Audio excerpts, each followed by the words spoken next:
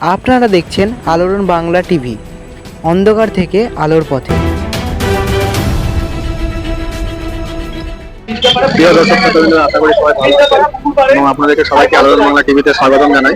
আমি এখন আছি পলাশপাই 2 নম্বর অঞ্চলে।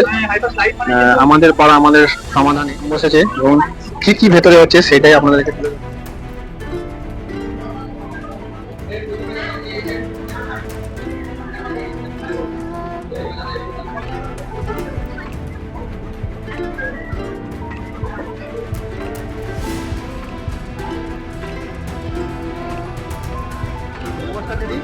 এখানে কিসের জন্য ক্যামেরা লাগানো হয়েছে, কি কাজ হচ্ছে?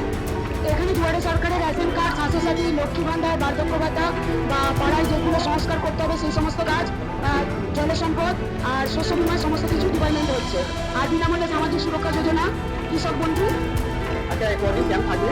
ক্যাম্প এক এক দিনে এক একটা বুথ ওয়াইজ ক্যাম্প হচ্ছে। আজকে দুটো বুথ ওয়াইজ এখানে ক্যাম্প হচ্ছে, 3টে বুথ ওয়াইজ ক্যাম্প হচ্ছে। আর এরপর হবে আবার একদিন অন্য স্কুলে, সেখানে বুথ ওয়াইজ। তো এটা চেষ্টা বলবেন কোথায়, এটা কোন অঞ্চলের মধ্যে হচ্ছে? এটা পলাশপাই 2 গ্রাম পঞ্চায়েত, পলাশপাই। আমার অনুযায়ী এটা এরপরে হবে ভীমতলা হাই স্কুলে, পলাশপাই 2 গ্রাম পঞ্চায়েতেরই। আচ্ছা, হ্যাঁ, বললাম। আর যদি রাস্তাঘাট থেকে যাবতীয় যে কোনো সমস্যার পাওয়ার মধ্যে জাতীয় সমস্যা সবকিছুর সমাধান হবে? সেটাও সমাধান হচ্ছে। ব্লক থেকে আমাদের আধিকারিকরা এসেছে, আমাদের পঞ্চায়েত স্তরে সমস্ত কর্মীরা ব্লক আছেন। থেকে কোন কোন আধিকারিক এসেছেন?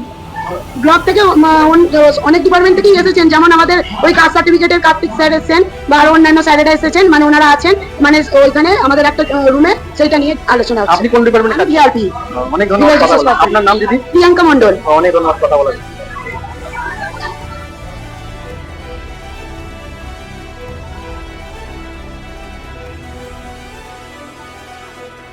আপনি তো এখানে এসেছিলেন আমার পাড়া আমার সমাধান ক্যাম্পে।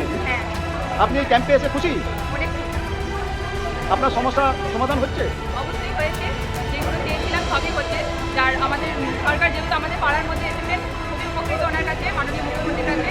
আর এটা এতজন দেখছি সবাই এসে সবারই ভালো লেগেছে আর অনেক কিছুই উপকার পেয়েছে। এতে করে আপনি খুশি? অনেক আপনার নাম?